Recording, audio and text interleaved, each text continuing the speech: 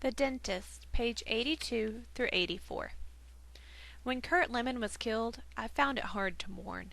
I knew him only slightly, and what I did know was not impressive. He had a tendency to play the tough soldier role, always posturing, always puffing himself up. And on occasion, he took it way too far. It's true that he pulled off some dangerous stunts, even a few that seemed plain crazy, like the time he painted up his body and put on a ghost mask and went out trick-or-treating on Halloween. But afterward he couldn't stop bragging. He kept replaying his own exploits, tracking on little flourishes that never happened. He had an opinion of himself, I think, that was too high for his own good. Or maybe it was the reverse. Maybe it was a low opinion that he kept trying to erase. In any case, it's easy to get sentimental about the dead, and to guard against what I want to tell a quick Kurt Lemon story. In February, we were working an area of operations called the Rocket Pocket, which got its name from the fact that the enemy sometimes used the place to launch rocket attacks on the airfield of Chulé. But for us, it was like a 2-week vacation. The AO lay along the South China Sea, where things had the feel of a resort, with white beaches and palm trees and friendly little villages. It was a quiet time. No casualties, no contact at all. As usual, though, the higher-ups couldn't leave well enough alone, and one afternoon an army dentist was choppered in to check out our teeth and do minor repair work. He was tall, skinny young captain with bad breath.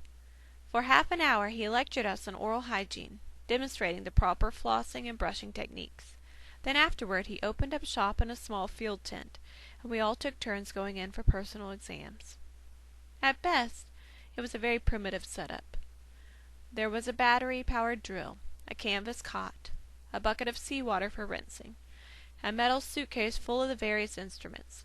It amounted to assembly-line dentistry, quick and impersonal, and the young captain's main concern seemed to be the clock. As we sat waiting, Kurt Lemon began to tense up. He kept fidgeting, playing with his dog tags. Finally somebody asked what the problem was, and Lemon looked down at his hands and said that back in high school he'd had a couple of bad experiences with dentists. Real sadism, he said. Torture chamber stuff. He didn't mind blood or pain. He actually enjoyed combat. But there was something about the dentist that just gave him the creeps. He glanced over at the field tent and said, "No way, count me out. Nobody messes with these teeth." But a few minutes later, when the dentist called his name, Lemon stood up and walked into the tent. It was over fast. He fainted even before the man touched him. 4 of us had to hoist him up and lay him on the cot. When he came to, there was a funny new look on his face, almost sheepish, as if he'd been caught committing some terrible crime. He wouldn't talk to anyone. For the rest of the day he stayed off by himself, sitting alone under a tree, just staring down at the field tent. He seemed a little dazed. Now and then we could hear him cussing, bawling himself out. Everybody else would have laughed it off, but for Kurt Lemon it was too much. The embarrassment must have turned a screw in his head. Late that night he crept down to the dental tent.